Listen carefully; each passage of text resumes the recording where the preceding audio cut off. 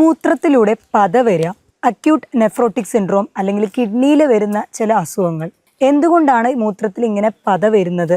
Protein മൂത്രത്തിലൂടെ നഷ്ടപ്പെടുന്നതാണോ? Kidney ഫംഗ്ഷനിങ്ങിന്റെ കുഴപ്പം കൊണ്ടാണോ? എന്താണ് ഈ പ്രോട്ടീനൂറിയ എന്നതിനെ കുറിച്ച് നമുക്ക് ഡിസ്കസ് ചെയ്യാം.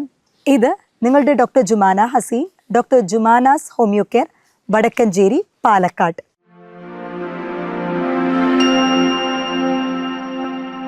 ഈ പ്രോട്ടീനൂറിയ എന്ന് പറയുന്നത് മൂത്രത്തിലൂടെ പ്രോട്ടീൻ വന്നു ചേരുന്നതാണ്. ഇത് കിഡ്നിയുടെ ഡിസ്ഫങ്ഷൻ കാരണമാണ് ഉണ്ടാകുന്നത്. സാധാരണഗതിയിൽ മൂത്രത്തിൽ പ്രോട്ടീൻ കാണപ്പെടുകയില്ല. എന്നാൽ നമ്മുടെ കിഡ്നി എന്ന് പറയുന്നത് അതിൽ മില്യൺസിൽ അധികം നെഫ്രോൺസുകളുണ്ട്. ഈ നെഫ്രോണുകൾ ഓരോന്നും 3-4 തട്ടായിട്ട് ഒരു അരിപ്പ പോലെയാണ് നമ്മുടെ രക്തം ശുദ്ധീകരിക്കാനായിട്ട് പല ഭാഗങ്ങളിൽ നിന്നും കിഡ്നിയിലോട്ട് എത്തുന്നത്. ഈ അരിപ്പകളിൽ, അതായത് ഈ ഗ്ലോമറുലാർ ബേസ്മെൻറ്റ് മെംബ്രെയിനും ഇതുപോലെ അരിപ്പകളിൽ എന്തെങ്കിലും പ്രശ്നം വരുമ്പോൾ നമ്മുടെ രക്തത്തിലുള്ള പ്രോട്ടീനുകൾ അത് യൂറിനിലൂടെ കടന്നു ചെല്ലുകയും ഇത് കാരണം രക്തത്തിൽ ഫ്ലൂയിഡ് നിലനിന്ന് പോകാനുള്ള ബുദ്ധിമുട്ട്, അതായത് ബ്ലഡ് വെസൽസിൽ പ്രോട്ടീൻ എപ്പോഴും, അതായത് ആൽബുമിൻ എന്നുള്ളൊരു പ്രോട്ടീൻ ഉണ്ടെങ്കിൽ മാത്രമേ രക്തത്തിൽ എപ്പോഴും ഒരു ഫ്ലൂയിഡ് നിലനിർത്താനായിട്ട് പറ്റുള്ളൂ.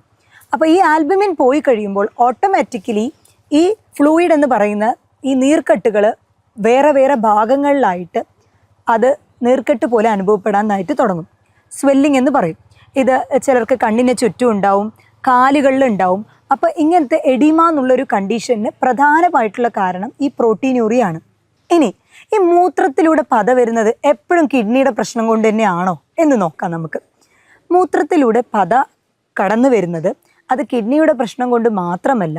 ചില സമയങ്ങളിൽ നമ്മൾ വെള്ളം പ്രോപ്പറായിട്ട് എടുത്തില്ല എന്നുണ്ടെങ്കിൽ യൂറിൻ്റെ കോൺസെൻട്രേഷൻ വളരെയധികം കൂടും. അങ്ങനെ കൂടുമ്പോഴും ഇതുപോലെ പത ഉണ്ടാവാറുണ്ട്. അതേപോലെ ഒരു ഫോഴ്സിൽ പെട്ടെന്ന് യൂറിനേറ്റ് ചെയ്യുന്ന സമയത്ത്, ഒരുപാട് നേരം കഴിഞ്ഞ് ഫോഴ്സ്ഫുള്ളായിട്ട് യൂറിൻ പുറത്തു പോകുന്ന സമയത്തും ഇതേപോലെ പതഞ്ഞ് കാണപ്പെടാറുണ്ട്. ഇതൊന്നും തന്നെ കിഡ്നിയുടെ പ്രശ്നങ്ങൾ കൊണ്ടല്ല. എന്നാൽ 2-3 ദിവസത്തിൽ കൂടുതൽ മൂത്രത്തിൽ ഇങ്ങനെ പത വന്നുകൊണ്ടേ ഇരിക്കുന്നുണ്ട്. അതിൻ്റെ കൂടെ തന്നെ ക്ഷീണം അനുഭവപ്പെടാം.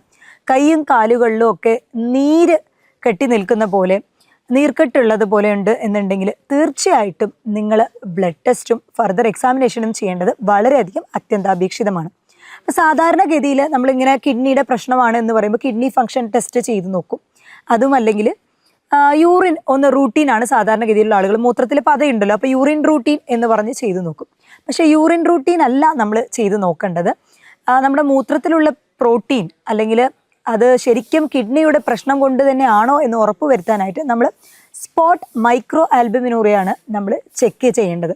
അതിൻ്റെ ലെവൽ എത്രയാണ് എന്നുള്ളതിനെ കുറിച്ച് അനുസരിച്ചായിരിക്കും കിഡ്നിയുടെ ഡാമേജ് എത്രയെന്ന് നമ്മൾ തീരുമാനിക്കുന്നത്. വൃക്കരോഗം, കിഡ്നി എന്ന് പറയുന്നത് നമ്മുടെ വൃക്കരോഗത്തിനെ അഫക്റ്റ് ചെയ്യുന്നത് ഡയബറ്റിക് നെഫ്രോപ്പതി എന്ന് പറയും. അതായത് പ്രമേഹം അധികമുള്ളവരിൽ, അതേപോലെ തന്നെ BP അധികമുള്ളവരിൽ, ഇവരിലെല്ലാം തന്നെ കിഡ്നിയുടെ ഫങ്ഷൻ ബാധിക്കുന്നുണ്ടാവും. അപ്പോൾ ലാസ്റ്റായിട്ട് വരുന്നത് ഈ കിഡ്നിയിൽ ഫിൽട്ടർ ചെയ്യുന്ന സമയത്ത് ഈ ബേസ്മെൻറ്റ് മെംബ്രെയിനിൽ പ്രശ്നം വരുന്നതും അത് പിന്നീട് ഇപ്പോൾ BP അധികമാകുമ്പോൾ അതിൻ്റെ പ്രഷർ കാരണം അങ്ങനെ പ്രോട്ടീൻ നഷ്ടപ്പെടുന്നതും ഉണ്ടാവാം.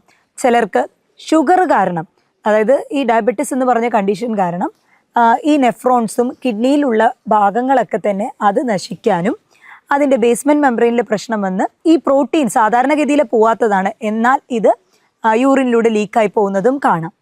അതേപോലെ തന്നെ ലിവർ കണ്ടീഷനിൽ ഈ ആൽബുമിൻ എന്ന് പറഞ്ഞ പ്രോട്ടീൻ അത് ഉണ്ടാക്കുന്നത് ലിവറിലാണ്. അതേപോലെ ഈ കരളിൽ എന്തെങ്കിലും പ്രശ്നങ്ങളുണ്ട് എന്നുണ്ടെങ്കിലും അതും ഇതുപോലെ പ്രോട്ടീനൂറിയ ആയിട്ട് കാണപ്പെടാറുണ്ട്.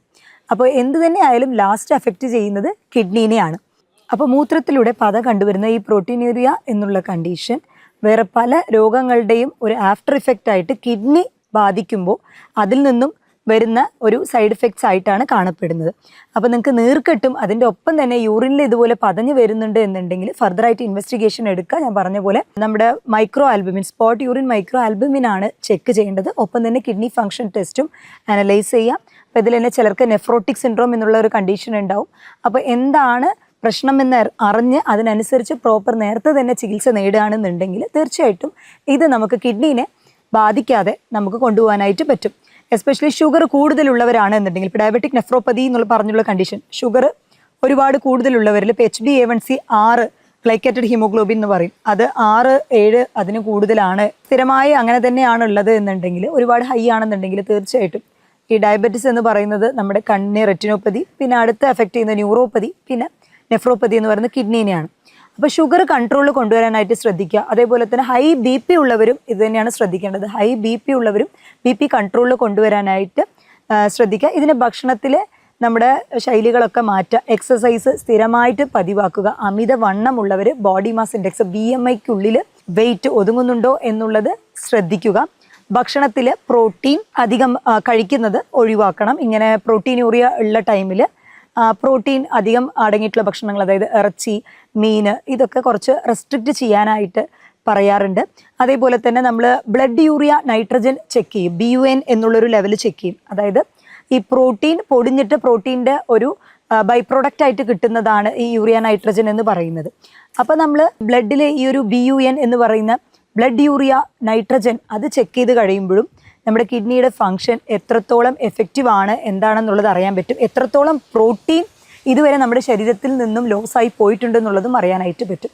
അതേപോലെ ജിമ്മിൽ ഒരുപാട് വർക്കൗട്ട് ചെയ്യുന്നവർ, അധികം പ്രോട്ടീൻ ആയിട്ടുള്ള ഡ്രിങ്ക് അങ്ങനെ എടുക്കുന്നവർ, പ്രോട്ടീൻ ഭക്ഷണം കൂടുതൽ എടുക്കുന്നവരിലും ചിലരിൽ ഹൈ പ്രോട്ടീൻ ആയിട്ട് ഒരുപാട് അമിതമായിട്ട് പ്രോട്ടീൻ എടുക്കുമ്പോൾ യൂറിനിലൂടെ ഇതുപോലെ മൂത്രം പതഞ്ഞ് കണ്ടുവരാറുണ്ട്. അത് പ്രോട്ടീൻ ഫുഡ് കുറച്ച് റെസ്ട്രിക്റ്റ് ചെയ്യുകയോ, അതേപോലെ അമിതമായിട്ടുള്ള എക്സസൈസ്, ഒരുപാട് എക്സസൈസ് ചെയ്യുമ്പോഴും പ്രോട്ടീൻ ലോസ് ഉണ്ടാവും.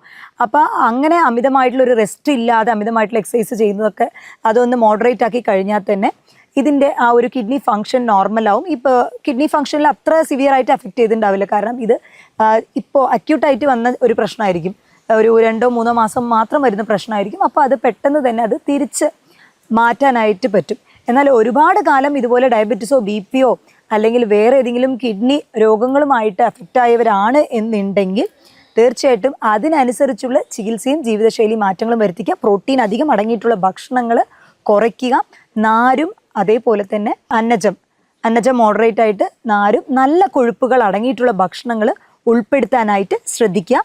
അപ്പോൾ ഇനി മുതൽ നിങ്ങളുടെ മൂത്രത്തിലെ പത കാണുമ്പോഴേക്കും നിങ്ങളത് കിഡ്നിയുടെ പ്രശ്നമാണെന്ന് പറഞ്ഞ് ടെൻഷൻ അടിക്കേണ്ട ആവശ്യമില്ല. വേറെ പല കാരണങ്ങൾ കൊണ്ടും ഇതേപോലെ ഞാൻ ആദ്യം പറഞ്ഞ പോലെ കോൺസെൻട്രേറ്റ് ആയിട്ട് നിങ്ങൾ പ്രോപ്പറായിട്ട് വെള്ളം കുടിച്ചില്ല എന്നുണ്ടെങ്കിൽ ഡീഹൈഡ്രേഷൻ, അതായത് നിർജ്ജലീകരണം കാരണവും ഇതുപോലെ പതഞ്ഞിട്ടുള്ള മൂത്രം കാണപ്പെടാറുണ്ട്. അപ്പോൾ പ്രോപ്പറായിട്ട് വെള്ളം കുടിക്കുക. നിങ്ങൾക്ക് സംശയമുണ്ട് 3-4 ദിവസത്തിൽ കൂടുതൽ നിങ്ങൾക്ക് ഇതുപോലെ പതയുള്ള മൂത്രം, അതിൻ്റെ ഒപ്പം തന്നെ കൈയും കാലും ഒക്കെ വീക്കം ഉണ്ടാവുക. അതിൽ തന്നെ 2 തരം എഡീമാക്കളുണ്ട്. Pitting oedema, non pitting oedema എന്ന് പറയും. നമ്മൾ പിറ്റിംഗ് എഡീമ എന്ന് പറയുമ്പോൾ തൊടുമ്പിളിക്കും കുഴിഞ്ഞു പോകുന്നതാണ് പിറ്റിംഗ് എഡീമ എന്ന് പറയുന്നത്. അതായത് ഒരു കാലുകളിലൊക്കെ നമ്മൾ വീക്കം ഉണ്ടെന്നുണ്ടെങ്കിൽ നമ്മൾ കൈ കൊണ്ട് ഇങ്ങനെ പ്രസ് ചെയ്ത് വെക്കും. 1 മിനിറ്റ് പ്രസ് ചെയ്ത് വെച്ചിട്ട് അത് എടുക്കുമ്പോൾ തിരിച്ച് പഴയ രൂപത്തിൽ തന്നെ വരുന്നുണ്ട് എന്നുണ്ടെങ്കിൽ അതിനെ നോൺ പിറ്റിംഗ് എഡീമ എന്നാണ് പറയുക. അതേസമയം കുഴിഞ്ഞു തന്നെ ഇരിക്കുകയാണ് എന്നുണ്ടെങ്കിൽ അതിന് പിറ്റിംഗ് എഡീമ എന്നാണ് പറയാറ്. അപ്പോൾ വൃക്കയുടെ പ്രശ്നങ്ങൾ കാരണം വരുന്ന നീർക്കെട്ടിന് അങ്ങനത്തുള്ള എഡീമയിൽ കണ്ടുവരുന്നത് പിറ്റിംഗ് എഡീമയാണ്. അതായത് നമ്മൾ കുറച്ചു നേരം തൊട്ട് കഴിയുമ്പോൾ അത് കുഴിഞ്ഞു പോകത്തക്ക രീതിയിലുള്ള നീർക്കെട്ടുകൾ, സ്വെല്ലിംഗ് ആണ് കാണപ്പെടുന്നത്. നമ്മുടെ കിഡ്നിയുടെ ആരോഗ്യം കാത്തു സൂക്ഷിക്കാനായിട്ട് എന്ത് മരുന്നുകൾ കഴിക്കുമ്പോഴും അതിൻ്റെ ഡോസേജും കാര്യങ്ങളും ശ്രദ്ധിക്കുക. അമിതമായിട്ടുള്ള വേദന സംഹാരികളുടെ ഉപയോഗം കൺട്രോൾ ചെയ്യുക. നിങ്ങളുടെ BP കൺട്രോളിലല്ലെങ്കിൽ അതും ചെക്ക് ചെയ്ത് കൺട്രോളിലാണെന്ന് ഉറപ്പ് വരുത്തുക. ഷുഗറും എപ്പോഴും അണ്ടർ കൺട്രോളിലാണെന്ന് ഉറപ്പ് വരുത്തുക. നിങ്ങളുടെ ഭക്ഷണത്തിൽ അമിതമായിട്ടുള്ള പ്രോട്ടീൻ കഴിക്കുന്നത് ഒഴിവാക്കുക. വൈറ്റമിൻ D അതുപോലുള്ള സപ്ലിമെൻറ്റുകൾ ഒരു പരിധിയിൽ കവിഞ്ഞ് ഡോക്ടേഴ്സിൻ്റെ സജഷൻ ഇല്ലാതെ കണ്ടിന്യൂസ് ആയിട്ട് കഴിക്കരുത്. അതും നിങ്ങളുടെ കിഡ്നി അല്ലെങ്കിൽ വൃക്കയുടെ ഫങ്ഷനിങ്ങിനെ ബാധിക്കുന്നതായിരിക്കും. മറ്റൊരു ഹെൽത്ത് ടോപ്പിക്കുമായിട്ട് വീണ്ടും കാണാം. ഇത് നിങ്ങളുടെ doctor Jumana Haseen AG, doctor Jumana's homeo care, Vadakkanchery, Palakkad.